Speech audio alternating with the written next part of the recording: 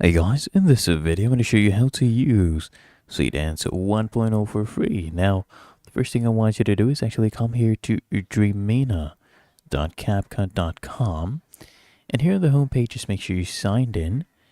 And what I'm doing, I'm actually using a VPN with a US server. So I'm connected as if I'm from the US.